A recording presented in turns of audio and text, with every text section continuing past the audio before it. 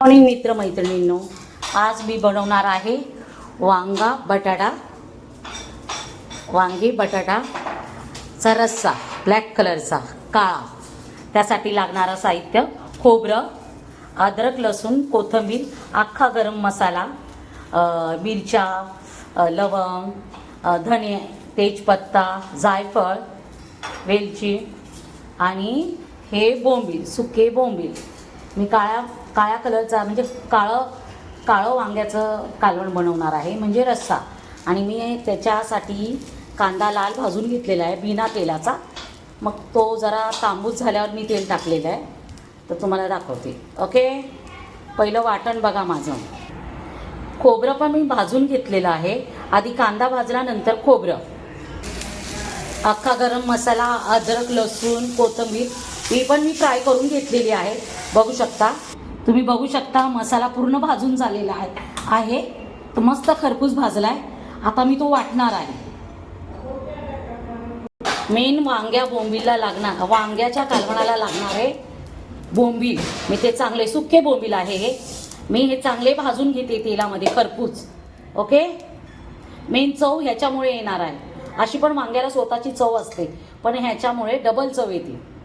वांगे बटाटे मी कापून ठेवलेले आहे, तुम्ही बघू शकता.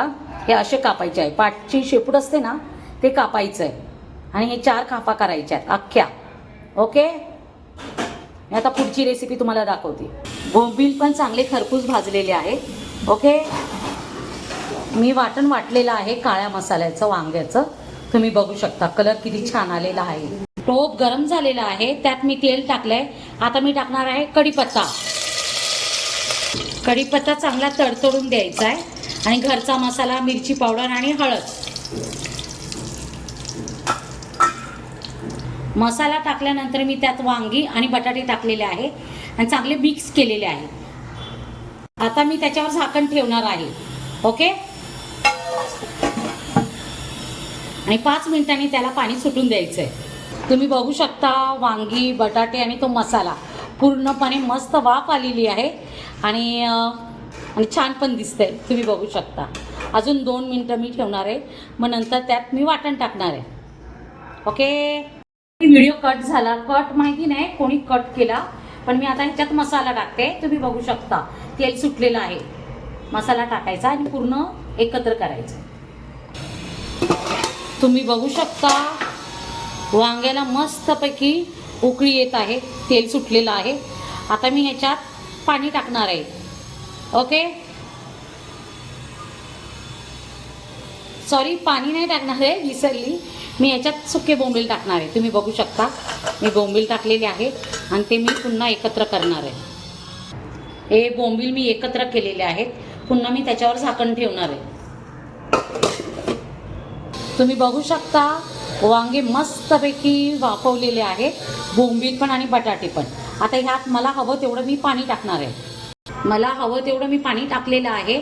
तुम्ही तुमच्या अंदाजे टाकू शकता. माझ्या घरी माणसं आहेत, त्यांना खूप आवडतं आणि ते असं पातळ आवडतं, त्यामुळे मी तसं केलेलं आहे. तुम्ही बघू शकता, हे बघा. ओके, आणि आता मी टाकणार आहे. आता चवीप्रमाणे मीठ टाकलेलं आहे. आता उकळी येण्याची वाट बघा. ओके, तुम्हाला दाखवते. तुम्ही बघू शकता वांग मस्तपैकी शिजलेलं आहे. बोंबील पण मस्त हे झालेले आहेत. जास्त गाळ होऊ नाही द्यायचा बोंबलाचा. बोंबील अख्खे लागले पाहिजे. आणि तुम्ही बाजरीची भाकर, ज्वारीची भाकर किंवा भाताबरोबर खाऊ शकता. हे काळ्या मसाल्यातलं बोंबील टाकलेलं वांग आहे. तुम्ही बघू शकता. आणि प्लीज कमेंटमध्ये नक्की सांगा कसं दिसतंय आणि या जेवायला. Okay, bye.